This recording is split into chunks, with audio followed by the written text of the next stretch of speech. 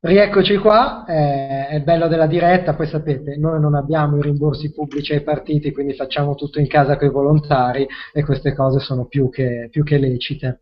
Stavamo parlando col professore degli interventi delle banche centrali nel post-crisi del 2008 e il professore stava appunto dicendo che non si possono al momento, non si può esprimere un giudizio sulla validità, sulla bontà o meno di questi interventi, perché non è possibile prevederne le conseguenze nel lungo periodo, se ho riassunto in maniera corretta. Certo, certo. Da questo siamo passati appunto al discorso dei derivati, nel senso che io ho lanciato la provocazione al professore dicendo forse le banche sono intervenute in determinati, le banche centrali sono intervenute in determinati ambiti dove non era strettamente necessario intervenire e non si è intervenuti per un'efficace regolamentazione dei mercati finanziari, tant'è che la massa dei derivati, che sono stati uno degli elementi forse causali della crisi del 2008, è passata da 63 mila miliardi nel 2000 a 707 mila miliardi nel 2011 a fronte di un raddoppio del PIL mondiale da 32 mila miliardi a 63 mila miliardi. Il professore stava rispondendo a questo, prego. Sì, dunque, appunto, io credo che tu abbia ragione a dire che ci sia, che la regolamentazione sui mercati finanziari ha essenzialmente fallito, era, diciamo, ha fallito nel proprio compito. Lo ha fatto negli Stati Uniti, in maniera particolare negli Stati Uniti nella crisi del 2007-2008. E purtroppo anche le nuove regolamentazioni finanziarie non mi pare che vadano nella giusta direzione e comunque non ci vanno abbastanza. Detto questo, la questione dei derivati è un pochino diversa a mio parere, cioè non credo che abbia particolarmente senso confrontare, come dire, l'ammontare dei derivati che sono uno stock con un flusso che è il PIL. Non solo per la questione di stock e flussi, cioè i numeri che hai dato vanno bene per spiegare una questione fondamentale, che Era per dare una proporzione più c'è che stata altro. un'enorme crescita dei derivati e c'è stato, e non solo dei derivati, c'è stata un'enorme crescita dell'attività finanziaria, dell'innovazione finanziaria, dello sviluppo finanziario negli Stati Uniti. Okay? Anche se vai a guardare ai numeri delle persone che lavorano in finanza, sono cresciute in maniera esorbitante. Il numero la questione dei derivati però è una cosa un pochino è difficile, come dire, se vuoi anche misurarli, nel senso che per definizione un derivato è una posizione positiva e una posizione negativa nello stesso istante, quindi come dire, si cancellano, no? Per cui questo non vuol dire che non sia, però insomma si cancellano, ci sono molte interdipendenze, quindi è molto difficile dire quanto grande è il mercato dei derivati, cioè dare una misura, ok, si può provare a farlo, intanto lo hanno fatto, però diciamo, misurare il lato dell'attività in questo modo è un pochino arbitrario, quindi è fuori discussione che ci sia un problema. Io credo però che il problema appunto non sia poi così fondamentale sui derivati, sia in realtà un problema generale dello sviluppo dell'attività finanziaria e sia in generale un problema, quello che qui chiamano too big to fail. Cioè il problema fondamentale è lo sviluppo, l'eccessivo sviluppo dei derivati e di altre attività finanziarie negli Stati Uniti è stato basato sull'idea che comunque qualunque cosa succedesse il governo sarebbe intervenuto. E infatti il governo è intervenuto. Non solo è intervenuto, ma è intervenuto veramente a difesa degli azionisti del mercato finanziario. E questo secondo me è stato un enorme errore. Io diciamo ad esempio, insomma, mi trovo molto raramente ad essere d'accordo con Krugman, non che abbia bisogno che io sia d'accordo con lui, però su questo sono assolutamente d'accordo. Il governo è intervenuto, ha generato, insomma, il governo americano è Certo. intervenuto, Bush prima, Obama dopo, ha generato un enorme azzardo morale, cioè come dire, ha realizzato quell'azzardo morale che c'era e che ha generato il problema e ha dato un segnale che quell'azzardo morale è sempre qua. Non è intervenuto sulle dimensioni delle grosse società finanziarie e non ha in nessun modo, come dire, fatto pagare il conto. No? Quando si usa sempre Goldman Sachs come esempio mi dispiace quasi perché sembra appunto, si tende sempre a parlare di Goldman Sachs come fosse il diavolo, e non è così ovviamente, ma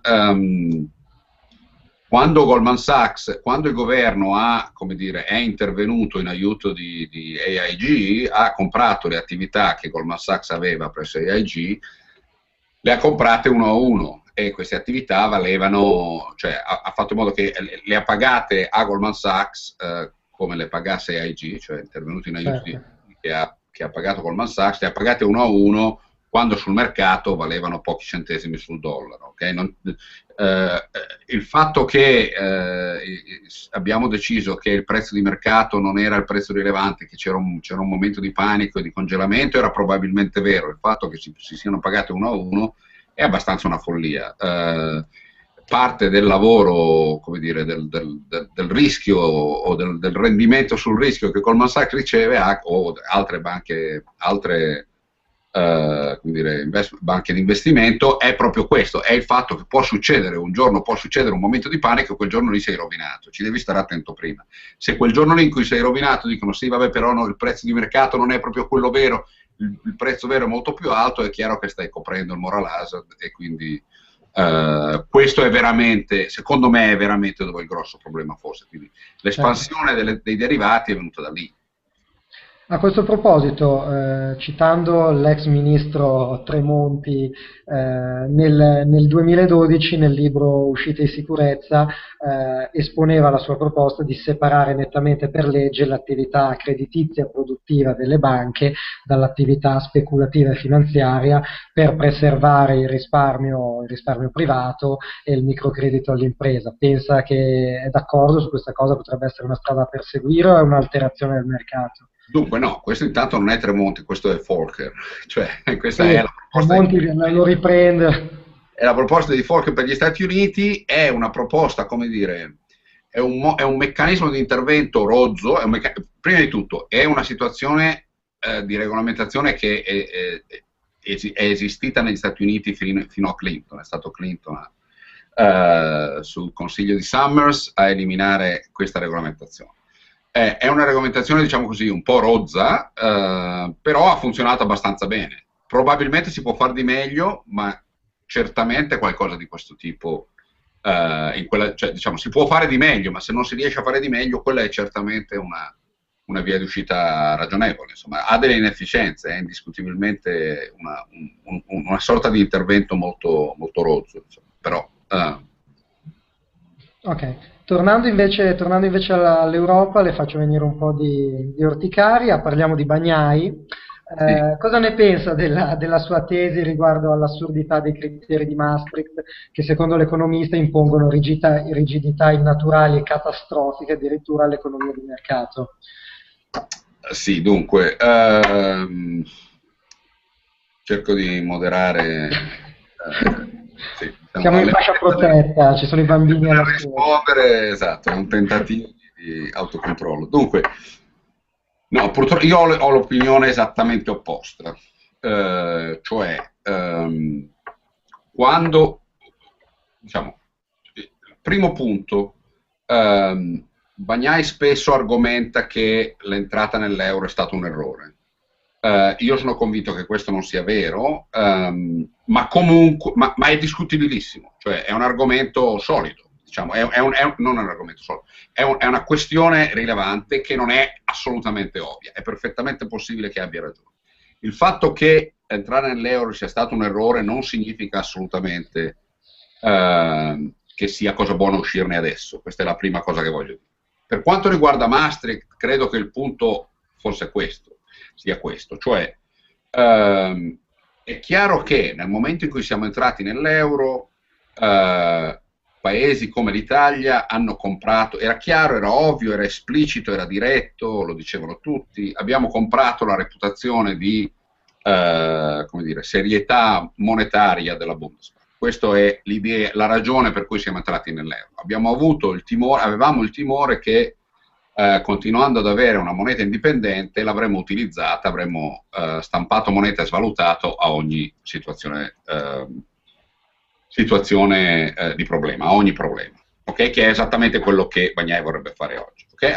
Siamo entrati nell'euro esattamente per legarci le mani e non fare questo. Ora, quando siamo entrati nell'euro sapevamo benissimo che, tutti quanti sapevano benissimo, che la situazione, la differenza, diciamo, di politiche fiscali fra il Sud, in particolare l'Italia, parliamo pure dell'Italia, e la Germania, era tale per cui l'euro non sarebbe stato sostenibile, sarebbe stato difficilmente sostenibile senza un riaggiustamento fiscale. La questione monetaria era, come dire, risolta, nel senso che davamo le mani e davamo le chiavi essenzialmente alla Bundesbank. Okay?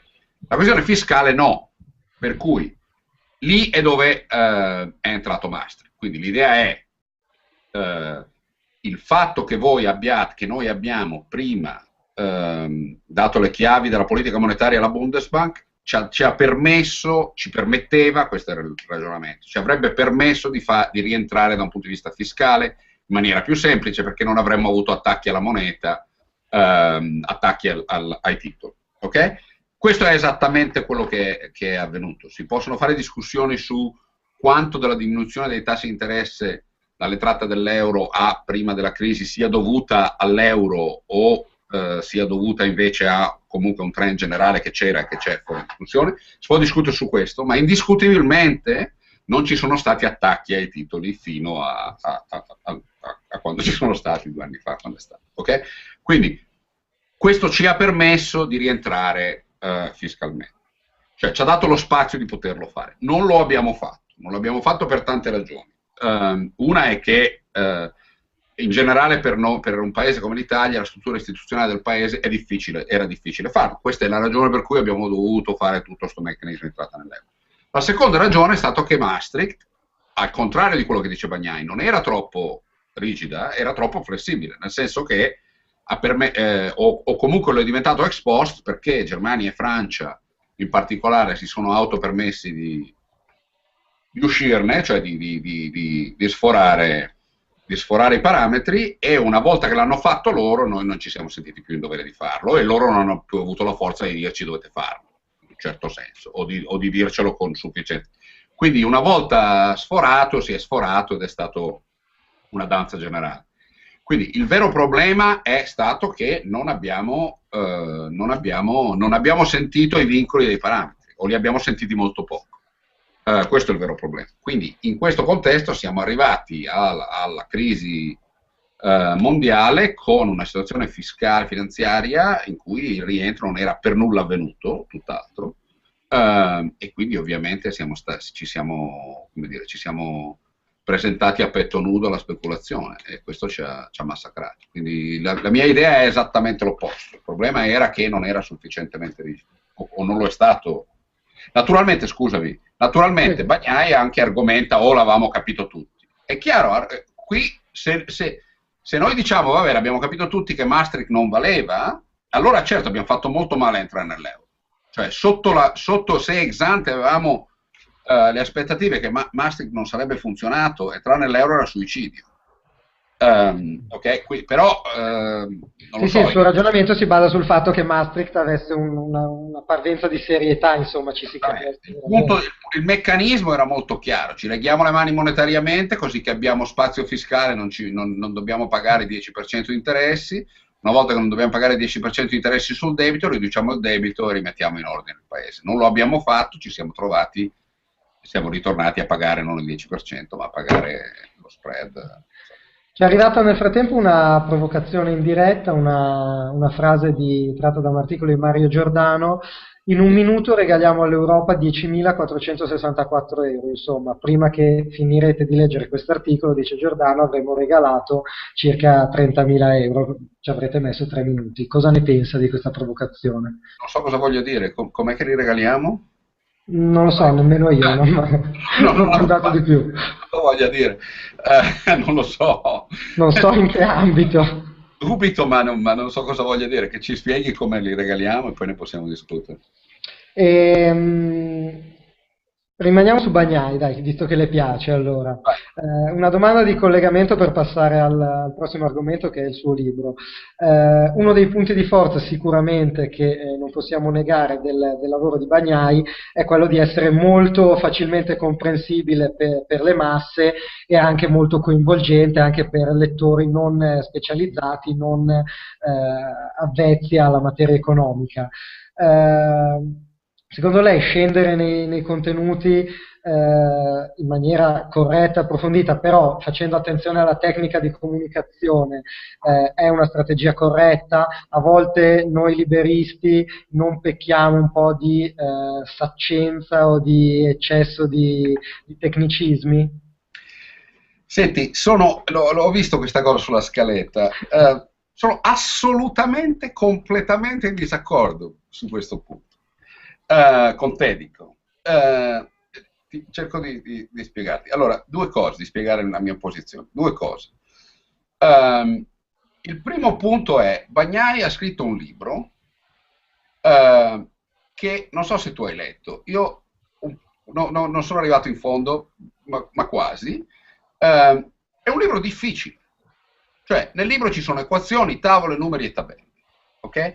Io ho scritto un libro, a me la casa editrice ha detto la prima tabella chiudiamo, non te lo facciamo pubblicare perché in Italia non si leggono tabelle. Quindi non è così vero che Bagnai è stato molto abile, perché questo non diminuisce la sua abilità, è molto abile, perché quello che ha cercato di fare in quel libro è di dare a se stesso una, come dire, reputazione di solido economista accademico che non aveva.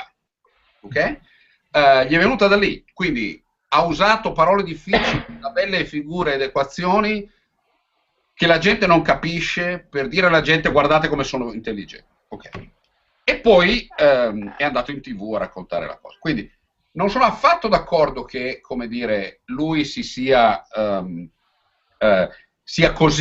stato così abile in una direzione sola, cioè nella direzione di parlare semplice, anzi. Ha combinato le due cose con una certa abilità. Il parlare difficile che gli dà, come dire, reputazione e il parlare semplice in TV. Ora, però la questione non è il parlare semplice. La ragione per cui Bagnai ha avuto così tanto successo e altra gente meno abile e meno preparata di lui è una sola. Bagnai dice le cose che la gente si vuole sentir dire. Qui non è una questione di liberismo o non liberismo, qui è una questione di prendere uno che il populismo e continua a bere, guarda che non c'è problema, io sono un professore, continuo a bere, non è il bere che ti fa star male, è quello che l'alcolizzato vuole sentirsi dire. Se tu ovviamente come dire, proponi lacrime e sangue, è molto più difficile farsi ascoltare. Puoi usare tutte le parole semplici del mondo, ma è molto difficile farsi ascoltare. Io, come ben sai, assieme a Michele e tanti altri, abbiamo fatto questo blog, sono più di 8 anni che scriviamo su Noise from America, e il nostro tentativo lì è stato proprio quello. Poi la gente ci dice ogni tanto che siamo anche troppo aggressivi oppure che siamo troppo accademici, però non lo siamo affatto, voglio dire, nel senso è stato proprio un tentativo ci sono sicuramente cose complesse, ma è stato proprio un tentativo di parlare semplice e che ha avuto anche un minimo di successo, insomma. Io non credo che il problema non è quello. Il problema voleva essere volutamente provocante per introdurre quello che poi è il suo libro, dove appunto in Favole e Numeri, l'ultima opera del professor Bisin, è un libro dove si presenta l'economia, la cattiva economia un po' come la cattiva medicina, cioè un qualcosa in grado di fare veramente molto male a un sistema paese e quindi anche alle popolazioni di questo paese. L'esercizio che effettua il professore in questo libro è quello di assoggettare a una stringente verifica logica e quantitativa una serie di tesi, a volte anche populiste, comunque tesi molto, molto di moda, largamente proposte all'opinione pubblica, tanto da diventare di senso comune, ma in realtà mai debitamente organizzate, se non con questa parvenza di prosopopea accademica alla Bagnai di cui parlava adesso il professore. In due parole, come è nata l'idea di questo libro e quali intenti appunto si proponeva, e poi facciamo un esempio di tre favole che lei ha sfatato. Sì, sì, no, l'idea del libro è nata abbastanza dal blog, insomma, cioè dopo il blog ho cominciato a scrivere, appunto, come dicevi tu prima, per la Stampa Repubblica, il nome è un pochino girato, mi hanno chiesto di scrivere un libro, ho pensato a come l'idea mi piaceva, mi interessava, diciamo, avevamo fatto prima un libro tutti assieme su Tremonti, ma questo era un tentativo, diciamo, mi davano spazio, molto più spazio individuale, ed era una casa editrice più seria, che è EGEA, quella dell'Università Bocconi, mi hanno lasciato completa libertà, e quindi, diciamo, il mio è stato un tentativo di vedere come mettere insieme alcune delle cose che avevo fatto, buona parte del libro, diciamo, è un tentativo di dare una struttura logica coerente a tante delle cose che avevo scritto, pensato in questi anni, e quindi di cercare una scatola, un meccanismo in cui, diciamo, in cui si potesse spingere la questione sul dibattito. L'idea delle favole dei numeri, diciamo, non lo so come mi sia venuta, ma insomma, a un certo punto mi è venuta.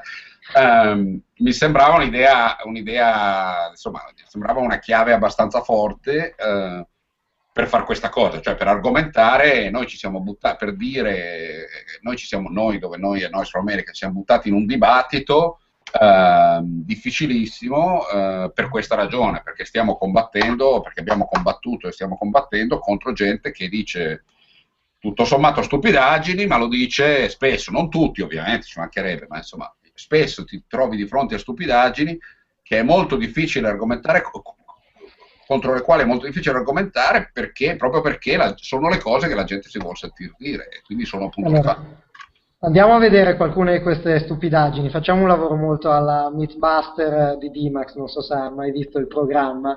Cerchiamo di sfatare qualche favola. È tutta colpa del liberismo.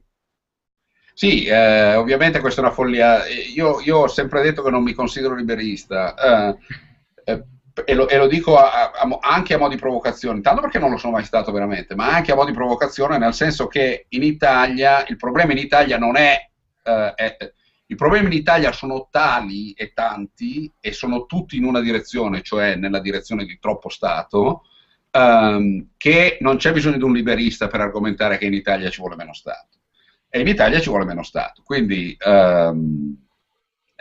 pensare è tutta colpa del liberismo è una completa e totale follia che va contro ogni evidenza empirica. In Italia non c'è mai stato liberismo, non ci sono mai state politiche liberiste, abbiamo uno Stato enorme, intrusivo, estremamente inefficiente. Non bisogna essere liberisti per dire che uno Stato enorme, intrusivo, estremamente inefficiente deve essere ridotto. La globalizzazione è il male assoluto o in realtà è un bene per i paesi emergenti del terzo mondo? È un enorme bene per i paesi emergenti del terzo mondo. È il male assoluto, cioè è un male per le classi medie del mondo sviluppato. Queste sono quelle che pagano il prezzo, e che bisogna aiutare come dire, a uscirne. Ma chi paga il prezzo della globalizzazione sono le classi medie in Europa e negli Stati Uniti. L'India e la Cina sono felici e giocondi, ci mancherebbe, sono ben lontani dallo stare bene, cioè i livelli di povertà sono immensi, ma qualunque dato sulla distribuzione della ricchezza a livello mondiale ci sta dicendo che la distribuzione della ricchezza si sta riducendo, e si sta riducendo a causa della crescita in India e in Cina, e anche un pochino in Africa. In Africa purtroppo ancora molto poco, ma sta cominciando anche lì. Quindi assolutamente no, bisogna proteggere le classi medie nei paesi sviluppati, indiscutibilmente. Siamo stati attaccati dalla finanza e in particolare dagli speculatori. Ecco, sì, non siamo stati attaccati da nulla, siamo stati attaccati dalla finanza, ma gli speculatori non è un nome cattivo, non va interpretato in modo cattivo. Quello che è stato è successo, mamma mia. Quello che è successo è che gente che ci ha prestato dei soldi a un certo punto ha avuto paura che non glieli ridesse. E questo è una cosa assolutamente normale, non c'è niente di speculazione in questo. Se presto dei soldi a qualcuno e temo che non me li ridia, mi preoccupo. Senta, prima mi ha mezzo bruciato una domanda, una battuta più che altro. Dal suo libro si capisce che lei ha una certa antipatia per il premio Nobel Krugman. Sì. Racconta troppe favole a suo modo di vedere. Krugman è un caso affascinante perché ovviamente non sta certo a me dirlo, da economista di gran lunga inferiore da tutti i punti di vista. Krugman è un grandissimo economista, è un uomo che non solo è un grandissimo economista, ma è un uomo che comprende in maniera molto profonda, come dire, i trend economici, l'economia reale, no? Uno può essere un grande economista ed essere un teorico, oppure essere molto specializzato, molti di noi lo sono. Krugman non lo è, Krugman è veramente una di quelle persone che capisce bene come vanno le cose in profondità. Lo ha dimostrato per anni e anni, ha scritto dei libri meravigliosi prima di cominciare a scrivere per il New York Times. Recentemente ha preso delle posizioni veramente che a me danno, che mi preoccupano molto, perché sta utilizzando, con la grandissima abilità che ha, sta utilizzando il suo nome, ma soprattutto la sua comprensione di cosa sta succedendo, con fini spaventosamente ideologici. E lo fa con grandissima abilità strategica, per cui uno legge un articolo e capisce, da economista, si capisce esattamente, chiaramente dove sta barando da un punto di vista logico, si vede, ok? Se uno ci sta attento si vede. È una cosa che alcuni hanno provato a fare, è una cosa che mi sarebbe sempre piaciuto fare, ma non sono bravo a sufficienza, non sono noto a sufficienza per farlo.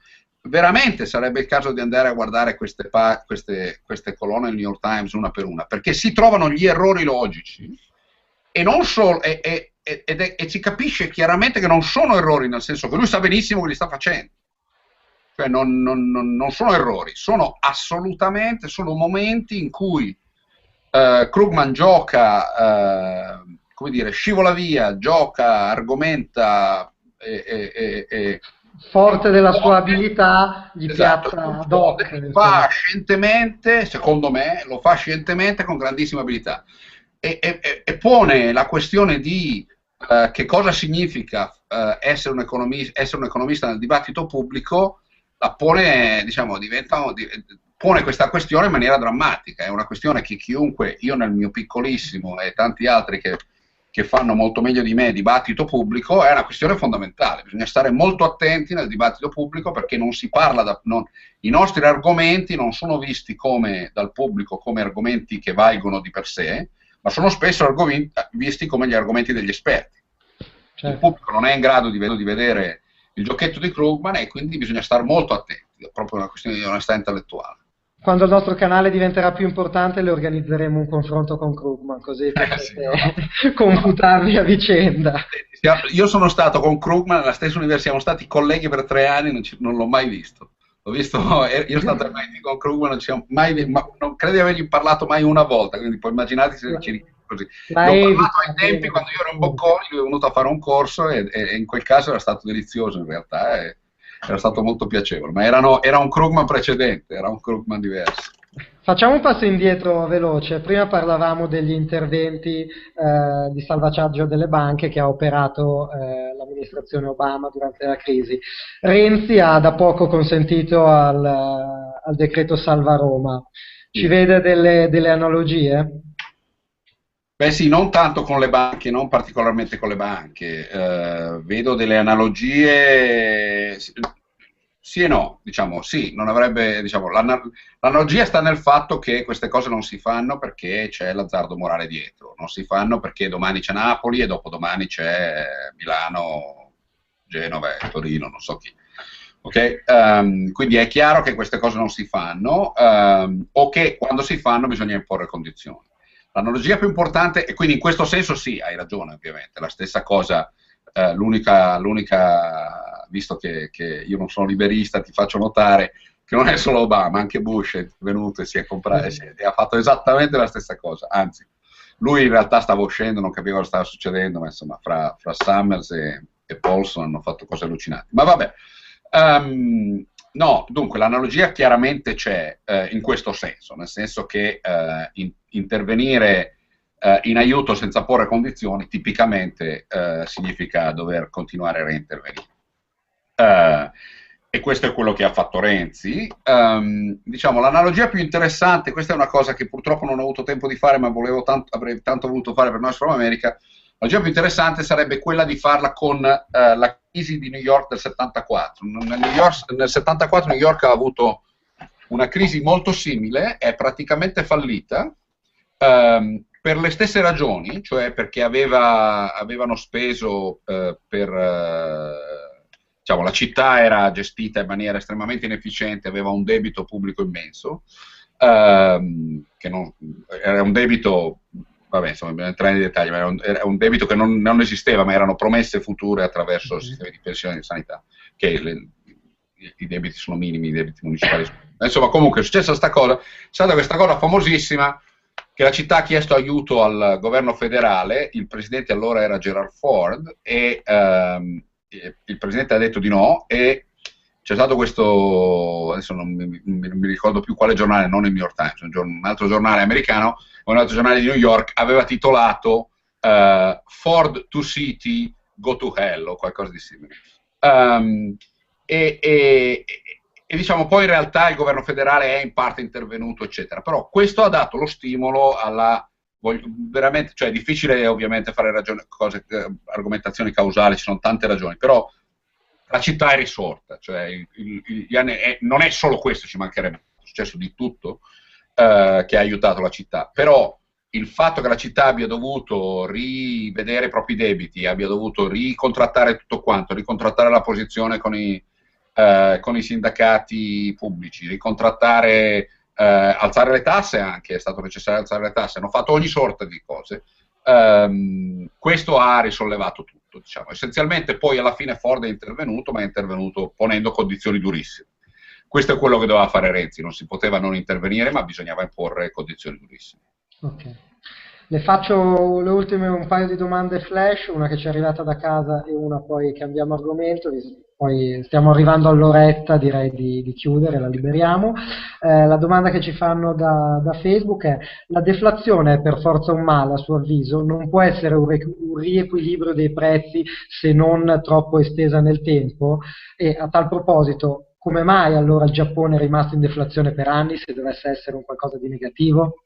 Sì, dunque, la deflazione fa molta paura, ma è una di quelle cose che fa paura come fa paura l'inflazione, nel senso, per deflazione si intende un continuo e persistente declino dei prezzi. Questo fa molta paura perché ovviamente se tu ti aspetti che i prezzi declinino in futuro, aspetti a comprare, diciamo, e quindi questo ha effetti sulla domanda drammatici che si rigenerano, che si autogenerano, quindi una deflazione persistente fa molta paura, è fuori discussione che fa molta paura, così come un'inflazione persistente fa molta paura.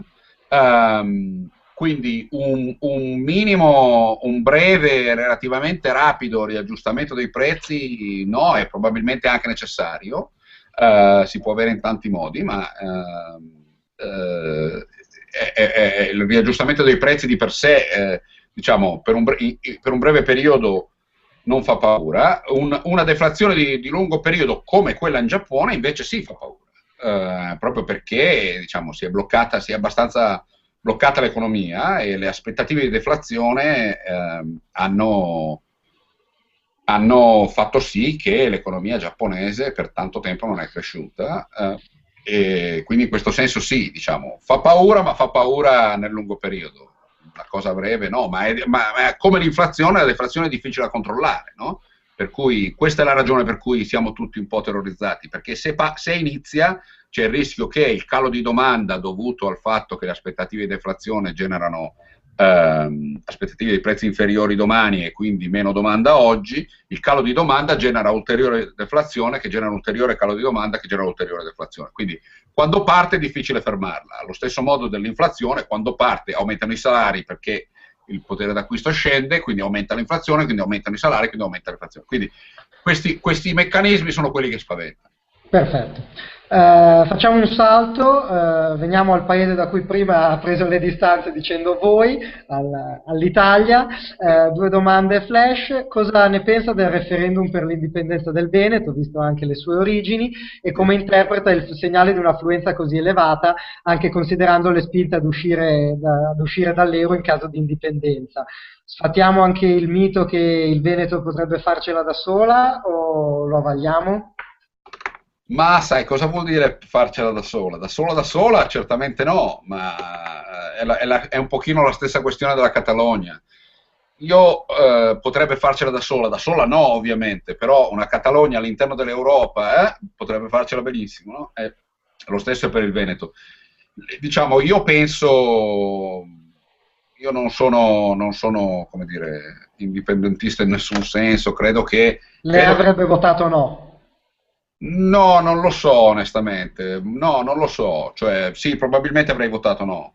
Ma sono molto, diciamo, credo che ci sia fondamentalmente una questione del Nord, credo che la Lega l'abbia distrutta e rovinata, ma credo che la questione sia fondamentale, e credo che il referendum mandi un chiaro segnale. Per questo ho esitato sul no e sì, nel senso, come segnale credo che sia assolutamente positivo. È assolutamente fondamentale affrontare la questione del federalismo fiscale nel nostro paese in una maniera seria ed intelligente. Purtroppo, come dire, il Veneto, come buona parte del Nord, si è giocato un bel po' di reputazione andando dietro la Lega per quanti anni? 15 anni, 20 anni. Questo è un problema, cioè è un vero problema.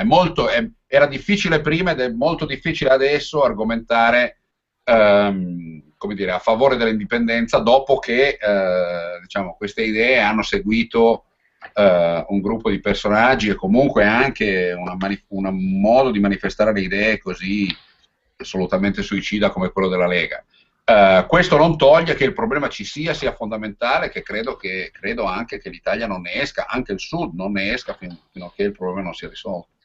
Ok, l'ultima domanda, visto anche i suoi interessi sociologici, in sociologia, in Italia molti puntano il dito sulla disuguaglianza sociale, sul fatto che il 45% della ricchezza sia detenuto da un 10% della popolazione.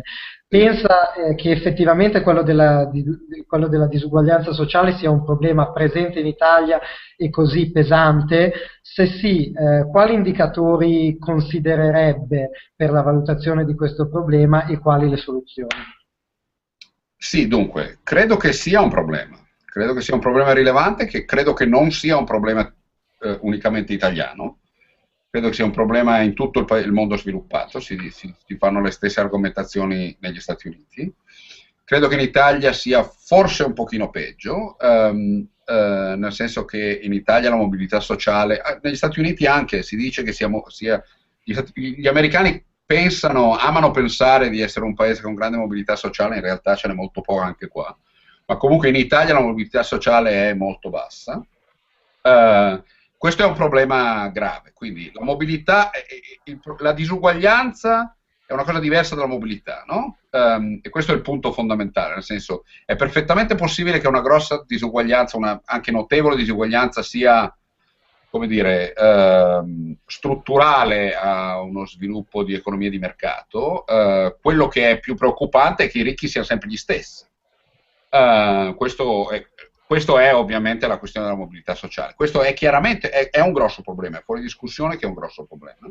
Credo che in Italia il problema sia ancora più grave perché c'è questo gradiente geografico, no? Per cui non è solo che il paese che la ricchezza è mal distribuita, ma è anche in generale Mal distribuita geograficamente. ovviamente fra nord e sud. Questo è un problema grosso, la questione meridionale è un problema fondamentale del paese, non c'è solo la questione del nord.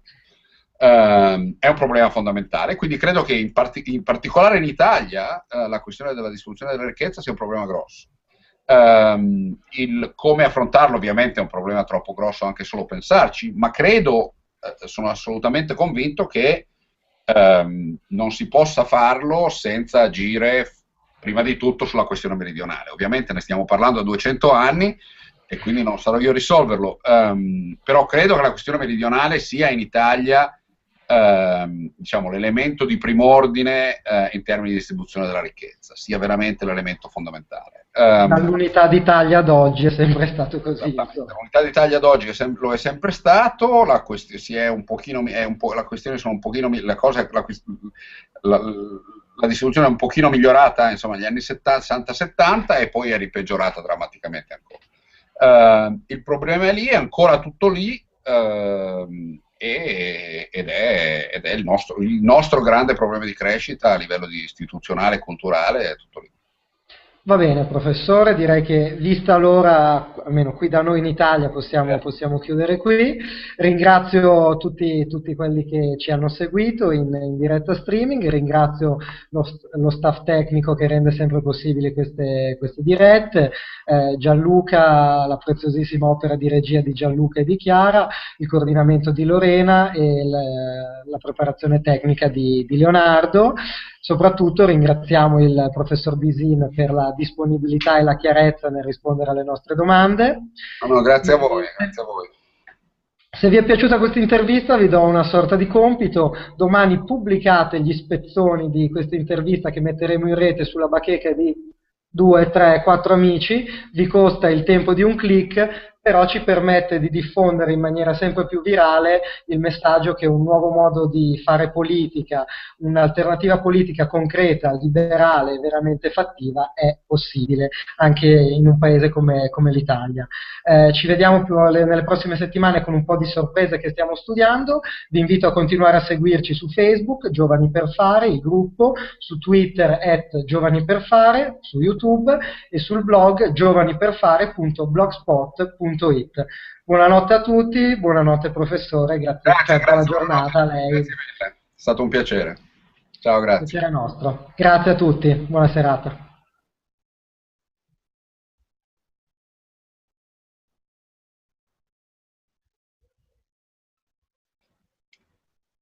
Restiamo in diretta a fare un gioco di sguardi.